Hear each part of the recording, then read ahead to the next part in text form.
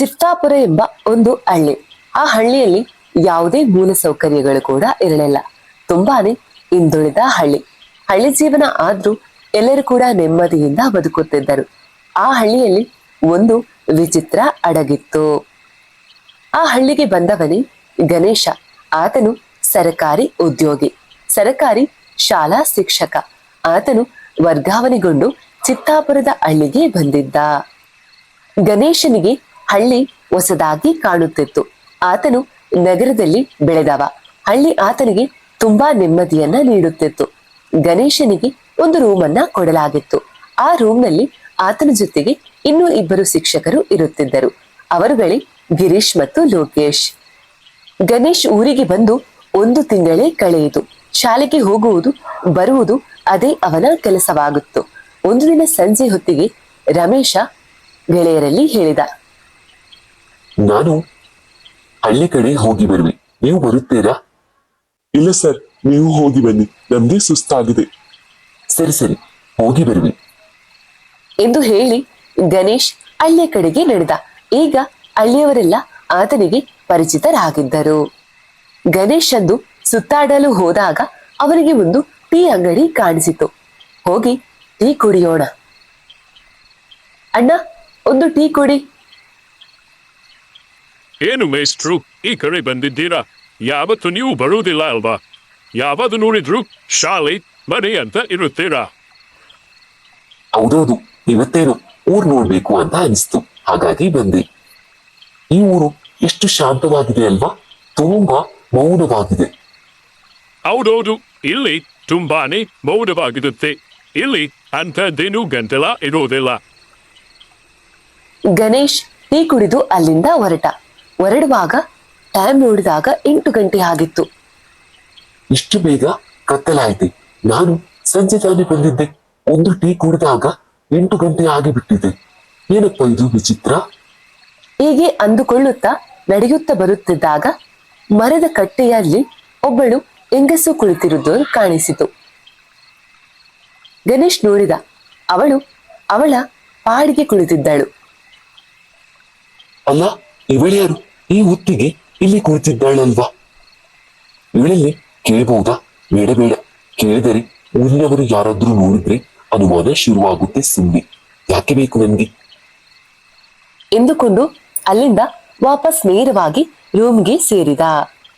ಮರುದಿನ ಗಣೇಶ್, ಗಿರೀಶ್ ಮತ್ತು ಲೋಕೇಶ್ ಮೂವರು ಕೂಡ ರೂಮ್ಗೆ ಒಟ್ಟಾಗಿ ಬಂದರು.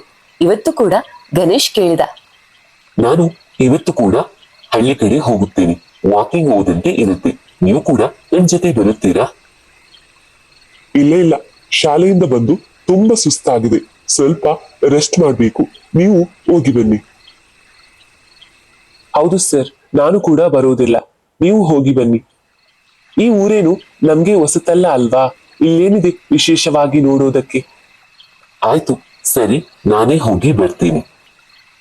ಗಣೇಶ್ ಅಲ್ಲಿಂದ ಹೊರಟ. ಮತ್ತೆ ಅದೇ ಟೀ ಅಂಗಡಿಗೆ ಬಂದ. ಟೀ ಕುಡಿದು ಮತ್ತೆ ಹೊರಟ. ಈಗ ಕೂಡ ಗಂಟೆ 8 ಗಂಟೆ ಆಗಿತ್ತು. ಗಣೇಶ್ಗೆ ಅಚ್ಚರಿ ಆಯ್ತು. ನಾನು ಸಂಜೆ 5 ಗಂಟೆ ಹೊತ್ತಿಗೆ ಹೊರಟೆ, ಆದ್ರೆ ಇಷ್ಟು ಬೇಗ 8 ಗಂಟೆ ಆಯ್ತು. ಏನಿದು ವಿಚಿತ್ರ? ಟೈಮ್ ಯಾಕೆ ಇಲ್ಲಿ ಸ್ಪೀಡ್ ಆಗಿ ಓಡುತ್ತೆ ಎಂದು ಆಲೋಚನೆ ಮಾಡುತ್ತಾ ಮತ್ತೆ ರೂಮ್ನ ಕಡೆಗೆ ನಡೆದ. ಈ ಬಾರಿಯೂ ಅದೇ ಕಟ್ಟೆಯಲ್ಲಿ ಅದೇ ಹುಡುಗಿ ಕುಳಿತಿದ್ದಳು. ಗಣೇಶ್ಗೆ ಅಚ್ಚರಿಯಾಯ್ತು. ಯಾರಿವಳು? ಇವತ್ತು ಕೂಡ ಇಲ್ಲೇ ಇದ್ದಾಳೆ ಅಲ್ವಾ? ಕೇಳಬಹುದಾ? ಮಾತನಾಡಿಸಬಹುದಾ? ಬೇಡ ಬೇಡ, ಯಾಕೆ ಬೇಕು ನನ್ಗೆ ಎಂದು ಮನಸ್ಸಲ್ಲೇ ಅಂದುಕೊಳ್ಳುತ್ತಾ ರೂಮ್ನ ಕಡೆಗೆ ಹೋದ. 1 ವಾರ ಹೀಗೆ ಕಳೆಯಿತು. ಗಣೇಶ್ ದಿನಾಲು ಟೀ ಅಂಗಡಿಗೆ 5 ಗಂಟೆಗೆ ಹೋಗುತ್ತಿದ್ದ. ಆದ್ರೆ ಬರುವಾಗ 8 ಗಂಟೆ ಆಗುತ್ತಿತ್ತು. ಸಮಯ ಯಾಕೆ ಹೀಗೆ ಓಡುತ್ತಿದೆ ಎಂಬುದು ಆತನಿಗೆ ತಿಳಿಯಲೇ ಇಲ್ಲ. ಮತ್ತು ದಿನಾಲು ಆ ಹುಡುಗಿ ಅದೇ ಕಟ್ಟೆಯಲ್ಲಿ ಕುಳಿತುಕೊಳ್ಳುತ್ತಿದ್ದಳು. ಗಣೇಶ್ ದಿನಾಲು ನೋಡಿ ಏನೋ ಅನುಮಾನ, ಸಂಶಯ ಬರತೊಡಗಿತು. ಆದ್ರೆ ಆಕೆಯನ್ನ ಪ್ರಶ್ನೆ ಮಾಡುವಷ್ಟು ಧೈರ್ಯ ಅವನಿಗೆ ಇರಲಿಲ್ಲ. ಆದ್ರೆ ಒಂದು ದಿನ ರಾತ್ರಿ ಗಣೇಶ್ ಆಕೆ ಬಳಿ ಕುಳಿತು ಬಿಟ್ಟ. ಯಾರು ನೀನು? ಯಾಕೆ ಇಲ್ಲಿ ದಿನಾಲು ಕುಳಿತಿರುತ್ತೀಯ? ಆಕೆ ಏನೂ ಉತ್ತರ ನೀಡಲಿಲ್ಲ. ಸ್ವಲ್ಪ ಹೊತ್ತು ಮೌನ. ಇದು ನನಗೆ ತುಂಬಾ ಇಷ್ಟವಾದ ಸ್ಥಳ, ಹಾಗಾಗಿ ಈ ಹೊತ್ತಲ್ಲಿ ನಾನು ಇಲ್ಲೇ ಕುಳಿತಿರುತ್ತೇನೆ. ಅಲ್ಲ, ಹೆಣ್ಣು ಮಗು ಈ ರಾತ್ರಿಯಲ್ಲಿ ಇಲ್ಲಿ ಕುಳಿತಿರುತ್ತೀಯಲ್ವಾ? ನಿಮ್ಗೆ ಭಯ ಆಗಲ್ವಾ? ಇಲ್ಲ, ಇಲ್ಲಿ ಯಾರು ನನ್ನನ್ನ ಏನು ಮಾಡೋಲ್ಲ. ಇಲ್ಲಿ ಯಾರಿಗೂ ನನ್ನನ್ನ ಏನು ಮಾಡೋಕ್ಕೂ ಸಾಧ್ಯವಿಲ್ಲ. ಸರಿ ಸರಿ, ನಿನ್ನ ಮನೆ ಎಲ್ಲಿದೆ? ಇಲ್ಲೇ ಪಕ್ಕದಲ್ಲಿ ಮನೆ ಇದೆಯಾ? ಹೌದು, ನನ್ನ ಮನೆ ಇಲ್ಲೇ ಪಕ್ಕದಲ್ಲಿ ಇರೋದು. ಅಲ್ಲೇ ಅಪ್ಪ ಅಮ್ಮ ಎಲ್ಲರೂ ಇದ್ದಾರೆ. ನಾನು ರಾತ್ರಿ ಹೊತ್ತಲ್ಲಿ ಇಲ್ಲಿ ಕಾಣಿಸಿಕೊಳ್ಳುತ್ತೇನೆ. ಏನಂದೆ? ಇಲ್ಲಿ ಕಾಣಿಸಿಕೊಳ್ಳುತ್ತೀಯಾ? ಇಲ್ಲ, ಇಲ್ಲಿ ಕುಳಿತಿರುತ್ತೇನೆ ಅಂದೆ. ಹೌದಾ? ಅಂದ ಹಾಗೆ ನಿನ್ನ ಹೆಸರೇನು? ನನ್ನ ಹೆಸರು ಸರಿತಾ. ನಿಮ್ಮ ಹೆಸರೇನು? ನನ್ನ ಹೆಸರು ಗಣೇಶ್ ಅಂತ. ನಾನು ಈ ಶಾಲೆಯ ಸರ್ಕಾರಿ ಶಾಲೆಯ ಶಿಕ್ಷಕ. ಓ ಹೌದಾ, ಶಿಕ್ಷಕರ ನೀವು. ಬಹಳ ಒಳ್ಳೇದಾಯ್ತು. ಹೀಗೆ ಪ್ರತಿದಿನವೂ ಸಂಜೆ ಗಣೇಶ್ ಸರಿತಾಳ ಬಳಿ ಮಾತನಾಡುತ್ತಿದ್ದ. ಈ ಮಾತುಕತೆ ಎಷ್ಟು ಆಳವಾಗಿ ಹೋಗಿತ್ತು ಅಂದ್ರೆ ಗಣೇಶ್ ಆಕೆ ಮೇಲೆ ಪ್ರೀತಿಯಲ್ಲಿ ಬಿದ್ದಿದ್ದ. ಗಣೇಶ್ ಯಾವಾಗ್ಲೂ ಸಂಜೆ ಹೋಗಿ ಮಧ್ಯರಾತ್ರಿ 10-11 ಗಂಟೆಗೆ ರೂಮಿಗೆ ಬರುತ್ತಿದ್ದ. ಇದನ್ನು ನೋಡಿ ಗಿರೀಶ್ ಮತ್ತು ಲೋಕೇಶ್ಗೆ ಅನುಮಾನ ಶುರುವಾಯಿತು. ಅಲ್ಲ, ಈ ಹೊಸಬ್ಬ ಬಂದಿರೋನಿಗೆ ಈ ಊರಿನ ಬಗ್ಗೆ ಏನು ಕೂಡ ಗೊತ್ತಿಲ್ಲ. ಅದು ಕೂಡ ಆ ದಾರಿಯಲ್ಲಿ ಇಷ್ಟು ಮಧ್ಯರಾತ್ರಿಯಲ್ಲಿ ಬರುತ್ತಾನಲ್ಲ. ಅವರು ಹೊಸಬ್ರು, ಅವರಿಗೆ ಅದ್ರ ಬಗ್ಗೆ ಯಾವುದೇ ಮಾಹಿತಿ ಇಲ್ಲ ಅಂತ ಕಾಣ್ಬೇಕು. ನಾವೇನ್ ಮಾಡೋಕೆ ಆಗುತ್ತೆ? ಆದ್ರೆ ಇಷ್ಟು ತಡವಾಗಿ ಮನೆಗೆ ಬರೋದಾ? ಇರ್ಲಿ ಬಿಡೋ ಕಣೋ, ನಮ್ಗೆ ಯಾಕೆ? ಅವ್ರ ಜೀವನ ಅವ್ರ ಇಷ್ಟ. ಆ ಕ್ಷಣಕ್ಕೆ ಗಣೇಶ್ ಮನೆಯೊಳಗೆ ಬಂದ. ಗಂಟೆ 11 ಆಗಿತ್ತು. ಲೋಕೇಶ್ ಮತ್ತು ಗಿರೀಶ್ ಮುಖ ನೋಡಿಕೊಂಡರು. ಇವತ್ತು ಗಣೇಶ್ ತುಂಬಾ ವಿಚಿತ್ರವಾಗಿ ಕಾಣುತ್ತಿದ್ದ. ನಿಮ್ಮ ಊಟ ಆಯ್ತಾ? ಆಯ್ತು ಸರ್, ನಿಮ್ಗೆ ಅಡಿಗೆ ರೆಡಿ ಮಾಡಿ ಇಟ್ಟಿದ್ದೀವಿ, ಊಟ ಮಾಡ್ಕೊಳ್ಳಿ. ಮತ್ತು ಒಂದು ವಿಷಯ, ನಾವು ಹೇಗೆ ಹೇಳ್ತಾ ಇದ್ದೀವಿ ಅಂತ ಬೇಜಾರ್ ಮಾಡ್ಕೊಳ್ಬೇಡಿ. ನೀವು ಸಂಜೆ ಊರಿನ ಕಡೆಗೆ ಹೋಗ್ತೀರಾ, ಆದ್ರೆ ಇಷ್ಟು ಲೇಟ್ ಆಗಿ ನೀವು ರೂಮ್ಗೆ ಬರುತ್ತೀರಾ. ಊರಲ್ಲಿ ನೋಡೋಕೆ ಅಂತಹದ್ದೇನಿದೆ ಸರ್? ನಾನು ಮನೆ ಆ ಕಡೆಗೆ ಹೋಗಿ ಟೀ ಕುಡಿದು ಬರ್ತೀನಿ. ಅಷ್ಟರಲ್ಲಿ ಇಷ್ಟೊತ್ತಾಗುತ್ತೆ ಸರ್. ಏನು, ಟೀ ಅಂಗಡಿನ? ಆ ಕಡೆ ಯಾವುದೇ ಊರೇ ಇಲ್ಲ ಸರ್. ಇನ್ನು ಟೀ ಅಂಗಡಿ ಎಲ್ಲಿಂದ ಬರುತ್ತೆ? ಟೀ ಅಂಗಡಿ ಇರೋದು ನಮ್ಮ ಶಾಲೆಯ ಪಕ್ಕದಲ್ಲಿ ಮಾತ್ರ. ಈ ಊರಲ್ಲಿ ಅದೊಂದೇ ಟೀ ಅಂಗಡಿ. ಅಯ್ಯೋ, ಏನೇ ಹೇಳ್ತಿದ್ದೀರಾ ಸರ್ ನೀವು? ನಮ್ಮ ಶಾಲೆಯ ಟೀ ಅಂಗಡಿ ಬಗ್ಗೆ ನನಗೆ ಗೊತ್ತಿಲ್ವಾ? ಇದೆ ಸರ್, ಆ ಕಡೆ ಊರು ಕೂಡ ಇದೆ, ಟೀ ಅಂಗಡಿ ಕೂಡ ಇದೆ. ಅಯ್ಯೋ, ಏನು ಹೇಳ್ತಾ ಇದ್ದೀರಾ ನೀವು? ಆ ಕಡೆ ಊರೇ ಇಲ್ಲ ಸರ್. ಇನ್ನು ಟೀ ಅಂಗಡಿ ಎಲ್ಲಿಂದ ಬರುತ್ತೆ? ನಿಮ್ಗೆ ಹೇಳಿದ್ರೆ ಅರ್ಥ ಆಗ್ತಿಲ್ಲ. ಇರ್ಲಿ ಬಿಡಿ ಸರ್. ಅಯ್ಯೋ, ನೀವು ಆ ಕಡೆ ಯಾವುದೇ ಮನೆ ಇಲ್ಲ, ಊರು ಇಲ್ಲ ಅಂತ ಹೇಳ್ತಾ ಇದ್ದೀರಾ. ಆದ್ರೆ ನಾನು ಯಾವಾಗ್ಲೂ ಆ ಕಟ್ಟೆಯಲ್ಲಿ ನನ್ನ ಗೆಳತಿಯ ಜೊತೆ ಮಾತನಾಡಿ ಬರುತ್ತೇನೆ. ನಾವಿಬ್ರು ಪ್ರೀತಿ ಕೂಡ ಮಾಡ್ತಾ ಇದ್ದೀವಿ. ಬೇಗ ಮದುವೆ ಕೂಡ ಆಗ್ತೇವೆ. ಗಿರೀಶ ಮತ್ತು ಲೋಕೇಶ್ ಒಬ್ಬರನ್ನೊಬ್ಬರು ನೋಡಿಕೊಂಡು ನಿಶಬ್ದರಾಗಿ ನಿಂತರು. ಗಣೇಶ್, ನೀವು ಏನೇ ಹೇಳ್ತಾ ಇದ್ದೀರಾ? ಆ ಕಟ್ಟೆ ಅಲ್ಲಿ ಯಾರು ಕೂಡ ಇಲ್ಲ. ಅಲ್ಲಿ ಹಲವಾರು ವರ್ಷಗಳಿಂದ ಯಾರು ಹೋಗೋದು ಕೂಡ ಇಲ್ಲ. ಸಾಕು, ನೀವು ಏನು ಹೇಳ್ತಾ ಇದ್ದೀರೋ ನನ್ಗೆ ಅರ್ಥ ಆಗ್ತಿಲ್ಲ. ನಾನು ದಿನಾಲು ಅವನ ಜೊತೆ ಮಾತನಾಡ್ತೀನಿ. ಗಣೇಶ್, ಆ ಜಾಗದಲ್ಲಿ ವರ್ಷಗಳ ಹಿಂದೆ ಒಬ್ಬ ಹುಡುಗಿ ಆತ್ಮಹತ್ಯೆ ಮಾಡಿಕೊಂಡಿದ್ದಳು ಅಂತ ಊರೆಲ್ಲ ಮಾತು ಇದೆ. ಲೋಕೇಶ್ನ ಮುಖ ಬದಲಾಯಿತು. ಆತನಿಗೆ ನೆನಪಾಯಿತು. ಪ್ರತಿದಿನ ಸಮಯ ಹೀಗೆ ಆಗುತ್ತಿತ್ತು. ಯಾರೂ ಕಾಣುವ ಟೀ ಅಂಗಡಿ, ಅದೇ ಕಟ್ಟೆ, ಅದೇ ಹುಡುಗಿ, ಅದೇ ಮಾತುಗಳು. ರೂಮ್ನಲ್ಲಿ ಒಂದು ಗಾಢ ಮೌನ ಆವರಿಸಿತು. ಲೋಕೇಶ್ ಮುಂದುವರಿಸಿ ಕೇಳಿದ, ಅಲ್ಲಿರುವ ಆ ಹುಡುಗಿ ಹೆಸರು ಏನು ಅಂತ ಗೊತ್ತಾ? ಅವಳ ಹೆಸರು ಏನು? ಅವಳ ಹೆಸರು ಸರಿತಾ.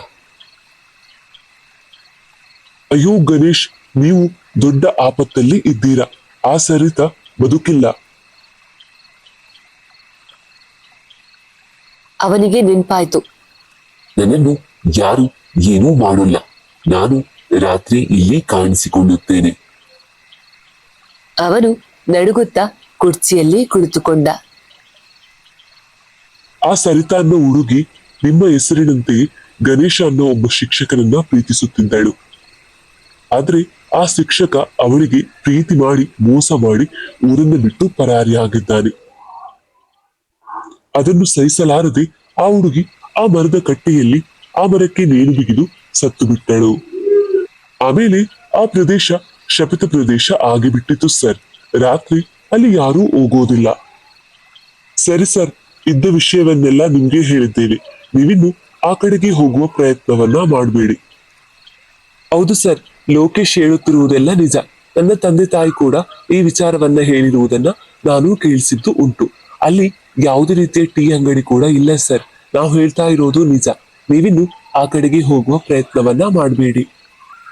ಆ ರಾತ್ರಿ ಗಣೇಶ್ ಏನೂ ಉತ್ತರ ನೀಡಲಿಲ್ಲ. ಎಲ್ಲರೂ ಮೌನವಾಗಿ ಮಲಗಿದರು. ಬೆಳಗ್ಗೆ ಹೊತ್ತಿಗೆ ಊರೇ ಗದ್ದಲದಿಂದ ಕೂಗಾಡುತ್ತಿತ್ತು. ಏನಾಯ್ತು ಏನಾಯ್ತು ಎಂದು ಜನರು ಓಡುತ್ತಿದ್ದರು. ಗಿರೀಶ್ ಮತ್ತು ಲೋಕೇಶ್ ಬೆಚ್ಚಿ ಎದ್ದು ಹೊರಗೆ ಬಂದರು. ಅವರು ನೋಡಿದಾಗ ಗಣೇಶ್ ರೂಮ್ನಲ್ಲಿ ಇರಲಿಲ್ಲ. ಗಣೇಶ್, ಎಲ್ಲಿಗೆ ಹೋದ್ರಿ ನೀವು? ಯಾವುದೇ ಉತ್ತರ ಇರಲಿಲ್ಲ. ಹೊರಗೆ ಜನರು ಎಲ್ಲರೂ ಒಂದೇ ದಿಕ್ಕಿನಲ್ಲಿ ಓಡುತ್ತಿದ್ದರು. ಗಿರೀಶ್ ಮತ್ತು ಲೋಕೇಶ್ ಕೂಡ ಅವರ ಜೊತೆ ಹೋದರು.